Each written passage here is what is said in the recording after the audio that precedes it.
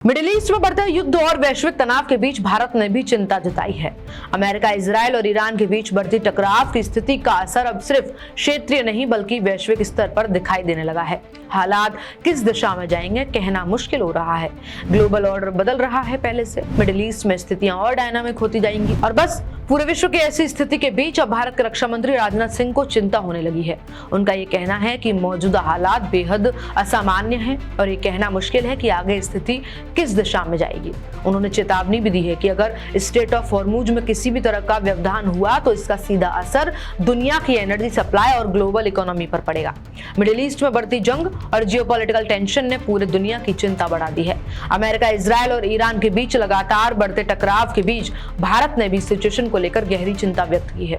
कोलकाता में आयोजित maritime conclave सागर संकल्प को संबोधित करते हुए रक्षा मंत्री राजनाथ सिंह ने कहा, पश्चिम एशिया की मौजूदा स्थिति बेहद असामान्य है और आने वाले समय में हालात किस दिशा में जाएंगे इसका अनुमान लगाना कठिन है।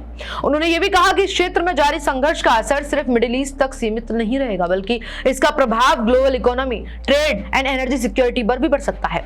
रक्षा मंत्री ने खासतौर पर स्ट्रेट ऑफ हॉर्मुज का जिक्र करते हुए कहा कि दुनिया की एनर्जी सप्लाई के लिए सबसे महत्वपूर्ण समुद्री मार्गों में से एक है। दुनिया के बड़े हिस्सों का तेल और गैस इसी मार्ग से होकर गुजरता है। ऐसे में यदि इस क्षेत्र में किसी भी तरह का व्यवधान या संघर्ष बढ़ता है तो इसका सीधा असर तेल, गैस की सप्लाई और वैश्विक बाजारों पर पड़ेगा। आज की दुनिया तेजी से बदल रही है लेकिन पुराने वैश्विक ढांचे और स्थिरताएं टूट रही हैं और इंटरनेशनल ऑर्डर एक नए दौर में प्रवेश कर रही है। पहले समुद्रों को केवल ट्रेड रूट्स के रूप में देखा जाता था लेकिन अब वे स्ट्रेटेजिक कंपटीशन और पावर बैलेंस का केंद्र बन चुके हैं।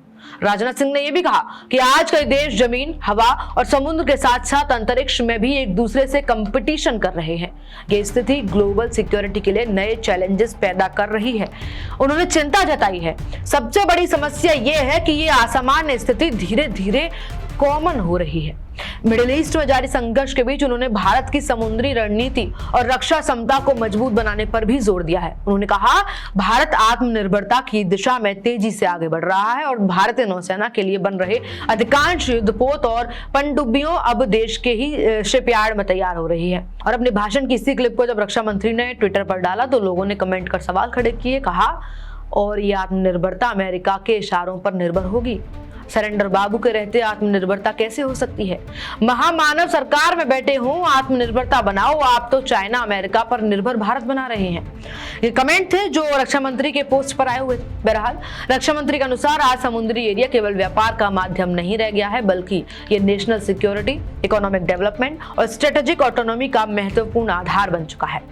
ऐसे समय में भारत का लक्ष्य न केवल अपने समुद्री हितों की रक्षा करना बल्कि वैश्विक समुद्री स्थिरता में भी अहम भूमिका निभाना है। मिडिल ईस्ट में जारी युद्ध और बढ़ते वैश्विक तनाव के बीच राजनाथ सिंह का ये बयान इस बात का संकेत है कि बदलती वैश्विक परिस्थितियों में एनर्जी सिक्योरिटी, समुद्र मार्गों की सुरक्षा पर रणनीतिक संतुलन आने वाले समय में दुनिया के सामने बड़ी चुनौती बन सकती है। दुनिया बदल रही है और पुराने नेशंस टूट रहे हैं। मिडिल ईस्ट की वर्तमान स्थिति इसका ज्वलंत उदाहरण है। ऐसे समय में क्लियर विजन के साथ दुनिया का नेतृत्व करना भारत का ऑब्लिगेशन है। अब तमाम ऐसे इंटरनेशनल अपडेट्स के लिए क्या क्या कुछ और भी अपडेट आता है जानने के लिए बने रहिए मेरे साथ। देखते रहिए अपडेट इंडिया में, आपके साथ कृपा उपाध्याय।